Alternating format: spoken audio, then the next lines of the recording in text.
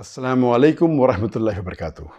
May peace, mercy, and blessings of Almighty God be on all of you. In the last 24 hours, I and my PR have been approached by scores of journalists and media houses regarding the statement made by Sheikh Yasir Qadhi, a renowned Daik from USA, on his social media accounts regarding myself, whether these statements are true or not.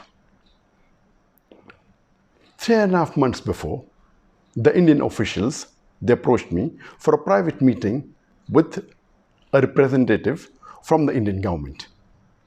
And when he came to Putrajaya in the 4th week of September 2019 to meet me, he said that he is coming after personally meeting and under the direct instructions of the Prime Minister of India, Narendra Modi, and the Home Minister of India, Amit Shah. And he said that he wanted to remove the misconceptions and the miscommunication that is there between myself and the Indian government, and he wants to provide me a safe passage to India. I thought that imagine the same BJP government which hounded me for the last 3.5 years, the same person, the Prime Minister of India, Narendra Modi, who used my name no less than 9 times in a span of less than 2 minutes in his election speech in May 2019, now they are bartering with me for a safe passage? It's too straight to be true. And he said that he would like to use my connections to better the relationship between India and the other Muslim countries.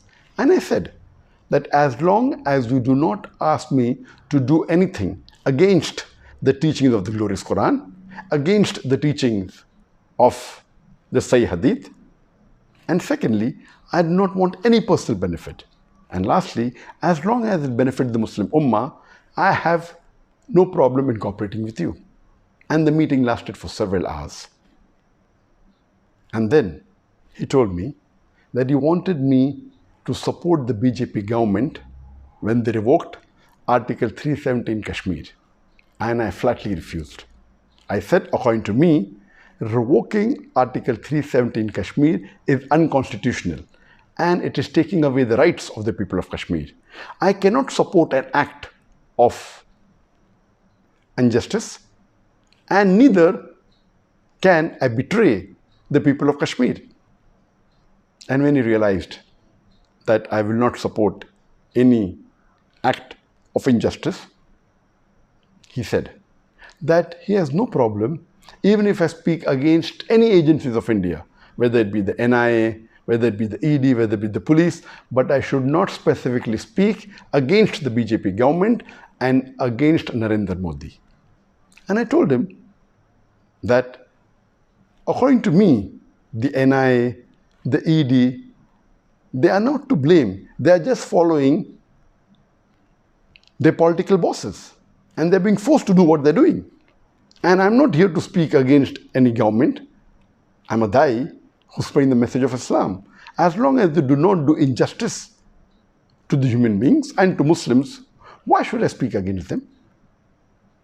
And lately, on the 17th of December 2019, I gave a press statement against CAA, the Citizen Amendment Act, and which was published in the media.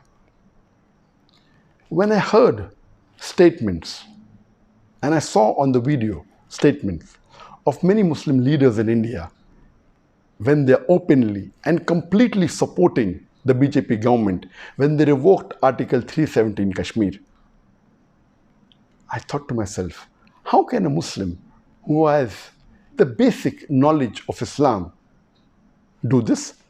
Some of them supported the NRC in Assam. Some went to the extent of saying that NRC should be done throughout India. Now I realize that these Muslim leaders surely may have been blackmailed, may have been pressurized, may have been forced to support the unjust BJP government, otherwise face dire consequences. I have a message for the Muslims of India. It is noble to speak against injustice.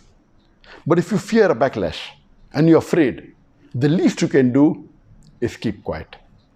But supporting an unjust act is un-Islamic. You are bartering your seat in Jannah for your security in dunya. Allah says in the glorious Quran, in Surah Az-Zumur, chapter number 39, verse number 36. Is not Allah enough for His servant? But yet they frighten you with others besides Him. Wa akhiru da'wana alhamdulillahi rabbil alamin.